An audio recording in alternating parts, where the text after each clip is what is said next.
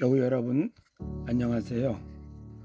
오늘 저는 설교 시간에 우리 교회가 일주일 동안 하루에 한 번씩 우리 교회의 믿음을 담은 서책자를 읽기로 했습니다.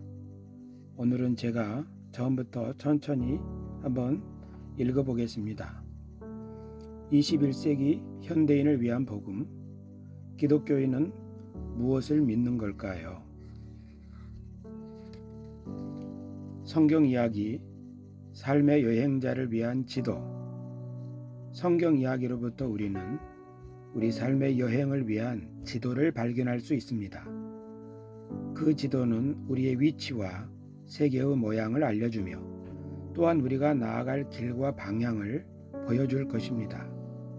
인생의 지도는 인생의 의문에 대한 대답의 형태로 주어집니다. 저는 그동안 성경을 읽고 연구한 것을 기반으로 우리가 믿는 것이 무엇인지를 다음과 같이 정리해 보았습니다. 구도자로서 이 여행을 함께하는 분들에게 참고가 되기를 바라며 각자 자신만의 대답을 성경 이야기에서 찾아낼 수 있기를 격려하고 응원합니다.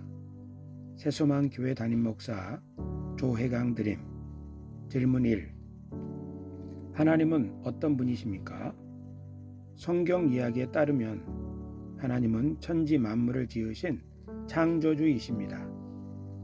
하나님은 자기 손으로 지으신 세상을 사랑하시며 생명으로 충만하게 하려고 언제나 일하십니다. 하나님은 하늘에 계시지만 그 관심은 늘 땅에 있습니다. 왜냐하면 이 땅은 하나님의 작품이며 하나님의 것이며 하나님의 세상이기 때문입니다. 질문 2. 인간은 어떤 존재입니까? 인간은 하나님의 세상을 맡아 관리하고 다스릴 대리인입니다. 성경 이야기에 따르면 인간은 하나님을 닮도록 지음을 받았으므로 그가 바르게 살면 세상에 하나님의 영광을 드러낼 것입니다. 하나님은 인간을 에덴 동산에 들이시고 그곳에서 함께 하시면서 그를 통하여 세상이 생명으로 충만하게 될 것을 기대하셨습니다. 인간이 하나님의 동산에서 하나님을 바르게 예배하고 자신에게 주어진 구역을 잘 가꾼다면 에덴의 생명수는 온 세상을 살리고 비옥하게 할 것입니다. 이렇게 살도록 지음받은 인간을 성경은 하나님의 포도원을 가꾸는 농부로 소개하며 또한 하나님 앞에서 섬기는 왕같은 제사장이라고 부릅니다. 질문 3. 이 세상은 어떻게 만들어졌으며 앞으로 어떻게 됩니까? 창세기는 이 세상이 하나님의 말씀으로 만들어졌다고 소개합니다. 그 말은 이 세상의 주인은 하나님이라는 의미일 것입니다. 하나님은 이 세상을 아름답게 지으시고 그곳에 사는 모든 생물에게 생육하고 번성하며 충만하라는 복을 내리셨습니다. 그리고 그 말씀대로 이루시려고 끊임없이 일하십니다. 성경은 하나님이 세상을 사랑하셔서 생명 충만한 곳으로 만들기 위해서 어떻게 일하시는지를 보여주는 기록입니다. 그리고 장차 온 세상은 하나님의 뜻대로 생명 가득한 곳이 될 것입니다. 그것은 마치 확장된 에덴 동산이며 온 세상이 하나님의 영광으로 충만한 성전과 같이 거룩한 곳이 될 것입니다. 이것이 성경이 들려주는 세상의 미래입니다. 질문 4. 왜 이 세상은 아직도 소란하고 문제가 많습니까? 성경 이야기에 의하면 하나님이 세상을 창조하실 때 땅은 공허하고 혼돈했다고 합니다. 그리고 하나님이 창조를 마치셨을 때 세상의 모습은 보시기에 좋았다고 합니다. 그런데 사람이 죄를 범하고 하나님의 동산에서 쫓겨난 후로 땅에는 가시와 엉겅퀴가 나고 세상은 다시 어지러워졌다고 합니다. 그러므로 세상이 소란하고 문제가 많은 이유는 그 관리자인 인간에게 문제가 있기 때문이라고 볼 수 있습니다. 질문 5. 죄란 무엇입니까? 죄란 하나님의 대리인이자 제사장인 인간이 자신의 본분을 저버리고 스스로 하나님처럼 행동하고 하나님을 섬기지 않고 자신의 욕심을 따라 살아가는 것입니다. 인간이 예배 대신에 탐심을 따라 살 때마다 자신의 신분과 소임을 망각하고 자신과 타인을 병들게 합니다. 그 결과로 세상은 더 혼란에 빠지고 가장 연약한 생명부터 질식하여 없어지는 죽음의 땅이 됩니다. 질문 6. 하나님은 왜 심판을 하십니까? 성경 이야기가 들려주는 하나님의 심판은 어그러진 세상을 바로잡으려는 하나님의 개입입니다. 죄로 세상이 혼란에 빠지고 생명이 자랄 수 없는 곳이 될 때마다 하나님은 세상을 바로잡아 다시 생명으로 충만한 땅이 되게 하십니다. 그런 예는 노아의 시대에 세상을 물로 심판하시고 신세계가 물에서 솟아나게 하신 것이 있습니다. 소돔과 고모라에서도 약자의 억울한 호소가 하늘에 닿을 때 그곳을 불로 심판하셨습니다. 그 이후에 성경 이야기가 들려주는 하나님의 심판은 모두 죄로 가득한 세상을 바로잡으시는 하나님의 의지를 보여줍니다. 하나님은 마침내 이 세상을 새롭게 하시는 일을 완성하실 것입니다. 그것을 최후의 심판이라고 부를 수 있습니다. 그때 보좌에 앉으신 분이 말씀하셨습니다. 보아라, 내가 모든 것을 새롭게 한다. 또 말씀하셨습니다. 기록하여라. 이 말은 신실하고 참되다. 요한계시록 21장 5절 말씀, 새번역 성경. 질문 7. 구원이란 무엇입니까? 구원이란 죄에서 건짐을 받는 것입니다. 죄는 사람이 자신의 본분을 망각하고 정도에서 벗어난 일을 하는 것으로서 그 결과 자신과 타인이 고통을 겪으며 세상이 혼탁해집니다. 그런 삶은 마치 족쇄에 묶인 죄수처럼 자유가 없는 삶입니다. 구원이란 바로 그런 삶에서 벗어나 다시 사람의 본분을 회복하며 더불어 행복하게 살아가는 복을 누리는 것입니다. 한마디로 구원을 정의하자면 구원이란 하나님이 처음부터 우리를 위하여 계획하신 참 인간의 삶을 회복하고 살아가는 것입니다. 예수께서는 삭개오에게 말씀하셨습니다. 오늘 구원이 이 집에 임하였다. 누가복음 19장 9절 말씀. 질문 8. 우리는 어떻게 구원을 받을 수 있습니까? 구원이 우리의 본분을 회복하고 사람답게 살아가는 것이라면 우리는 구원받기 위해서 진리를 알아야 합니다. 진리는 우리에게 하나님과 세상 그리고 우리 자신에 대하여 알려주며 우리가 어떻게 살아야 하는지를 안내하는 등불과 같기 때문입니다. 교회가 예수님을 소개하는 이유는 예수님이 우리를 진리로 인도하시기 때문입니다. 예수님의 삶은 그 자체로 진리이며 우리를 하나님 앞으로 인도하는 길이며 그분을 따라 살면 우리의 생명이 회복되는 생명이십니다. 그러므로 구원을 받으려면 우리는 진리 되신 예수님을 믿고 의지하면서 그 가르침을 따라 살아가야 합니다. 거기에 구원이 있습니다. 예수께서는 유대인들에게 말씀하셨습니다. 진리를 알지니 진리가 너희를 자유롭게 하리라. 요한복음 8장 32절 말씀. 질문 9. 아브라함과 이스라엘이 왜 중요합니까? 교회에 오면 성경 이야기를 듣습니다. 그 이야기에서 아브라함과 이스라엘은 자주 등장하는 인물입니다. 아브라함은 세상을 새롭게 하시는 하나님의 계획을 받고 믿고 순종한 사람으로서 모든 믿는 사람의 모범이 됩니다. 이스라엘은 아브라함의 언약을 이은 상속자들로서 온 세상을 생명 충만한 땅으로 만들기 위해 하나님이 부르시고 언약을 맺은 백성입니다. 그들은 세상을 위해 봉사하는 제사장으로 살아가는 모든 사람들의 선구자입니다. 그러므로 예수 그리스도를 따라 하나님의 뜻을 배우고 그 뜻을 이루기 위해서 헌신하는 모든 사람들은 아브라함의 언약에 참여한 사람들이며 동시에 이스라엘처럼 하나님과 언약을 맺은 백성이라고 할 수 있습니다. 사도 바울의 가르침입니다. 그런즉 믿음으로 말미암은 자들은 아브라함의 자손인 줄 알지어다. 그러므로 믿음으로 말미암은 자는 믿음이 있는 아브라함과 함께 복을 받느니라. 갈라디아서 3장 7절 9절 말씀. 질문 10. 예수 그리스도는 누구십니까?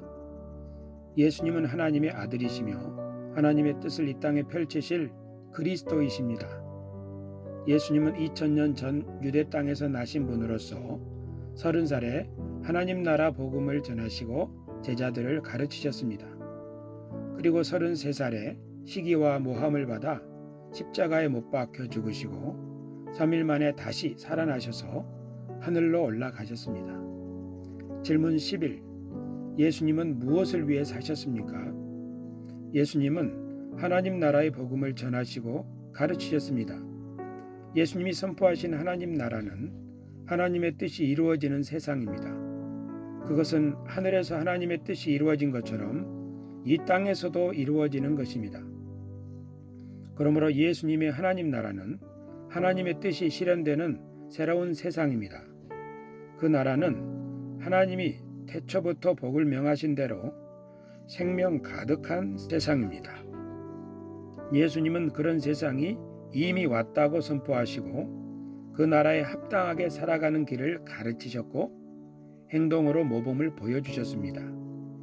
예수님의 언행은 어떤 사람들에게는 기쁜 소식이었지만 어둠에 속한 사람들에게는 자신들의 시대가 끝났음을 알리는 경고였습니다. 그래서 악인들은 모의하여 예수님을 죽였지만 하나님은 예수님을 다시 살리시고 하늘로 올리셨습니다.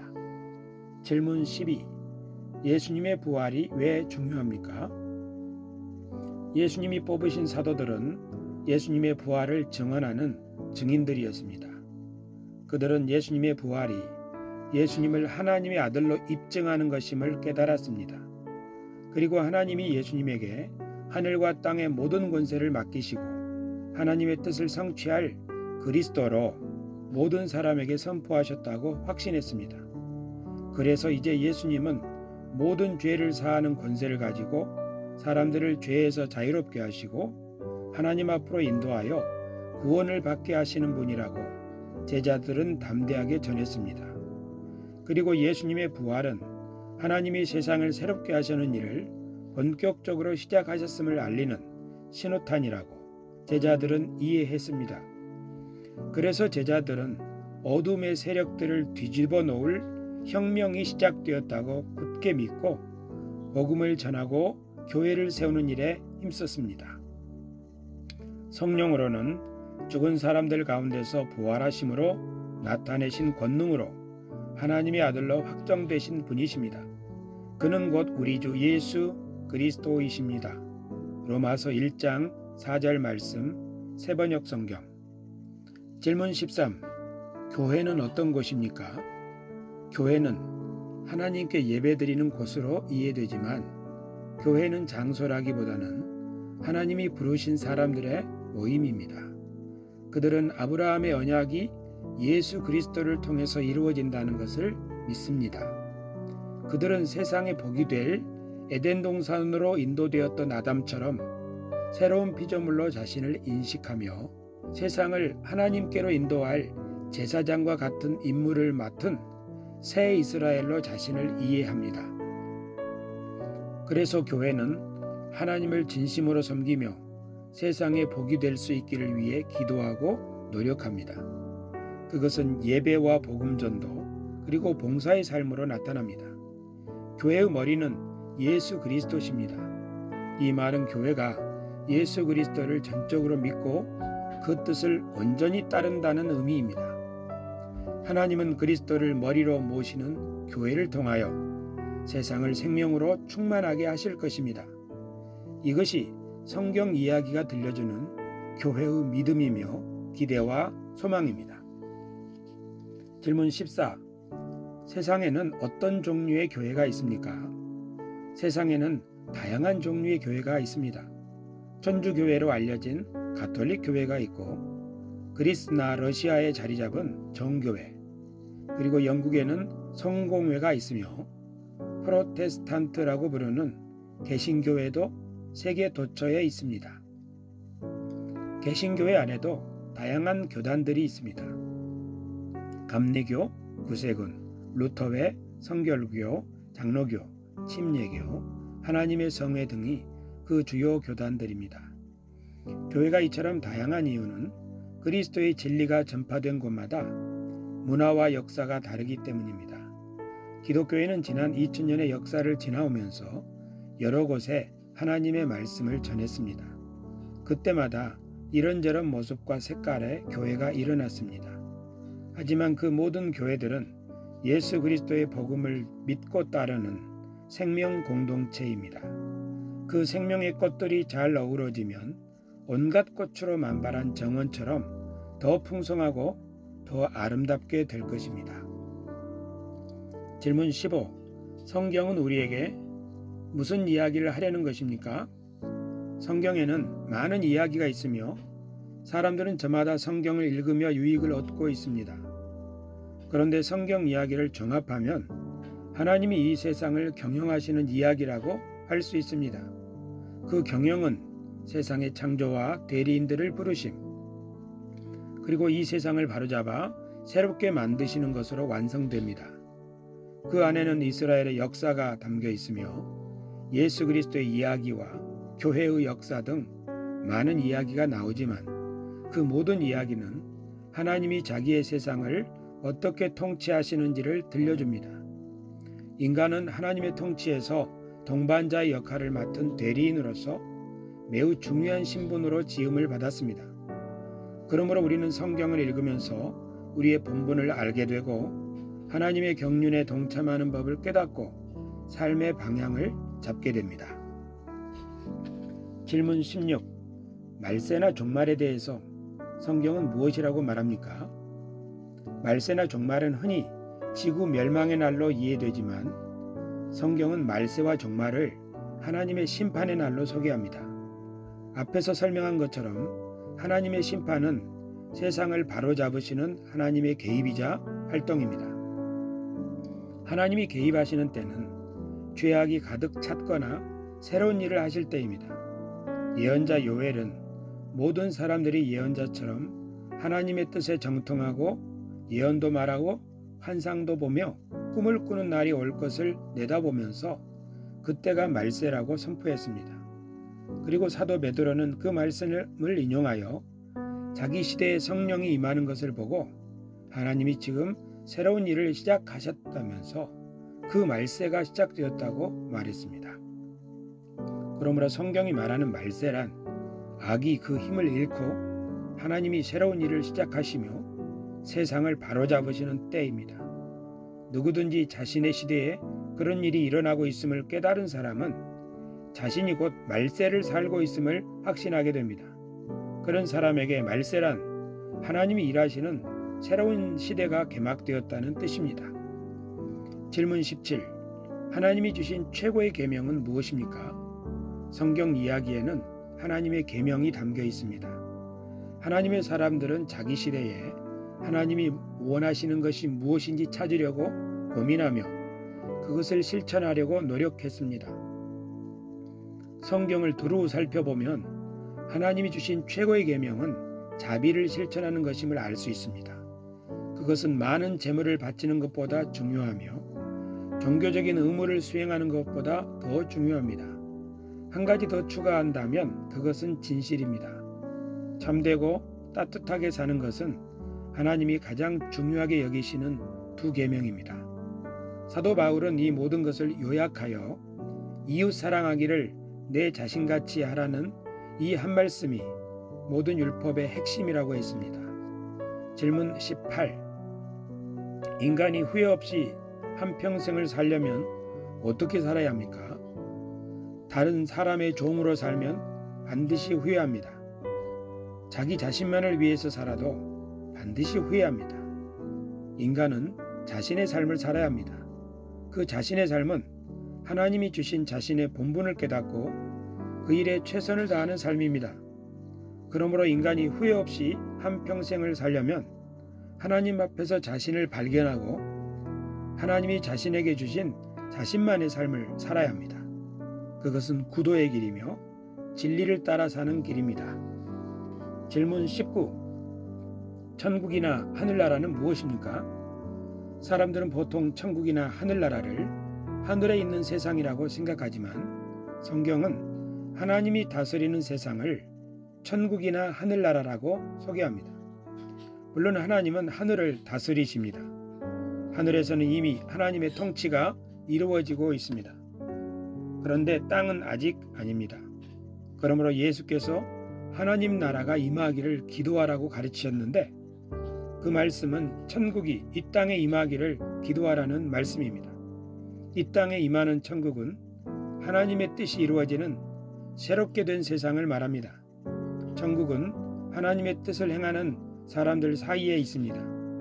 천국은 성령의 감동하심을 따라 떳떳하고 화평하며 기쁘게 살아가는 사람들 안에 있습니다. 그곳이 바로 천국입니다. 그래서 천국이나 하늘나라를 더 정확하게 표현하면 하나님 나라라고 할 수 있습니다. 물론 우리는 죽어서 하늘로 올라갈 것입니다.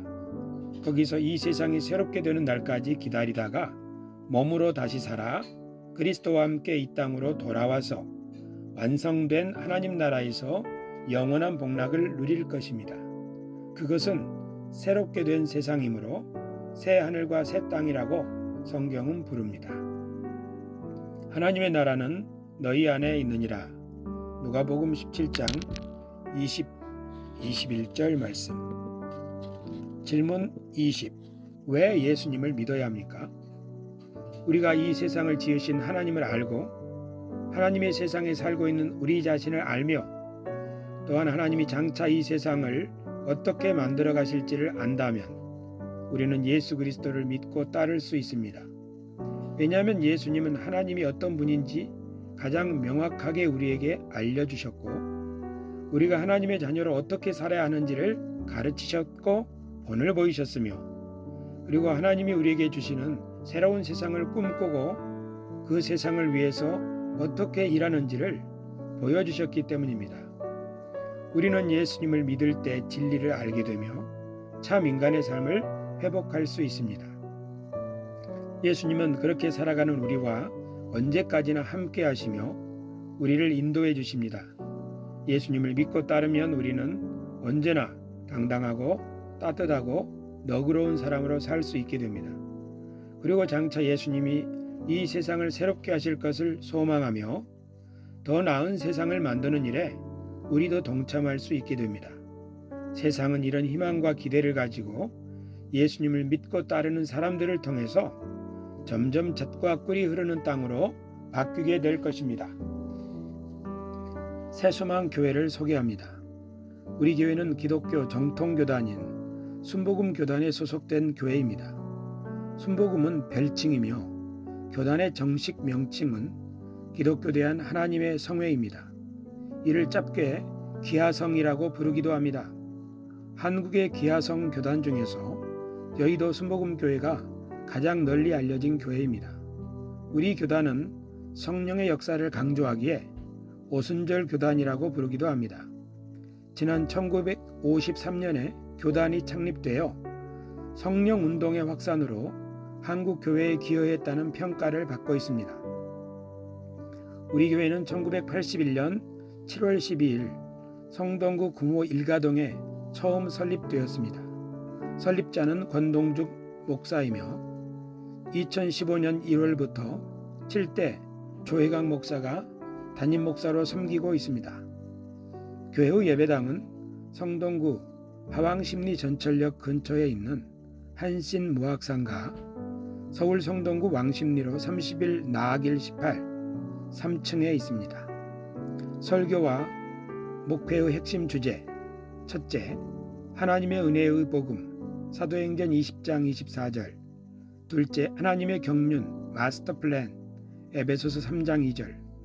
이를 배우고 익힘으로써 우리는 그리스도인의 자유와 사명을 확신하며 실천하는 하나님의 나라 백성 공동체를 세우고자 합니다. 교우 여러분, 제가 오늘 우리 교회의 믿음을 담은 소책자를 읽었는데 처음부터 지금까지 딱 25분이 걸렸습니다.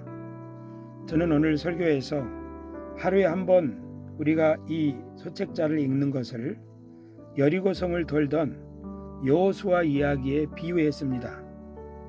이것은 쉬운 일은 아니지만 너무 어려운 일도 아닙니다. 다만 우리 교회가 한마음이 되어 이것을 실천할 수 있기를 저는 간절히 고대하고 또 기도하고 응원하겠습니다. 이 소책자 안에는 QR코드가 있는데 그 QR코드를 휴대폰으로 찍어 보면 그 휴대폰에 더 자세한 내용을 소개하는 글이나 동영상이 나오게 됩니다. 교우 여러분들께서 그것도 한번 해볼 수 있게 되기를 바랍니다. 제가 기도하고 마치겠습니다. 존귀하신 하나님 우리 아버지, 우리에게 새소망 교회를 주시고 우리를 새소망 교회 일원으로 심어주시고 이 새소망 교회라는 예수님의 몸을 우리를 통하여 세우게 하여 주심을 감사를 드립니다. 주님이 우리의 머리가 되셔서 우리를 인도하시고 우리 각 사람의 마음에 감동 감화하시어서 하나님의 뜻을 이루어 가실 줄 믿습니다. 하나님 아버지, 우리 새소망 교회가 우리가 배우고 익히는 하나님의 경륜 이 말씀을 한 주간 읽을 때에 우리 속에 하나님의 성령이 감동 감화하여 주시옵고 모든 교우들의 마음이 그리스도 안에서 하나 되게 하여 주시옵고 이 말씀이 우리를 지혜롭게 하며 우리를 너그럽게 하며 당당하게 하며 그리고 우리를 하나 되게 하여 주시옵소서. 그리고 마침내 성령이 우리 안에서 어떻게 역사하는지 우리 모두가 체험할 수 있게 도와주시옵소서. 한 주간도 우리들을 성령께서 하나 되고 또 건강하고 또 승리할 수 있도록 이끌어 주옵소서. 우리 주 예수님의 이름으로 기도드리옵나이다. 아멘. 교우 여러분, 한 주간도 주님이 우리와 함께 하심으로 그 믿음 가운데서 건강하시고 승리하십시오. 감사합니다.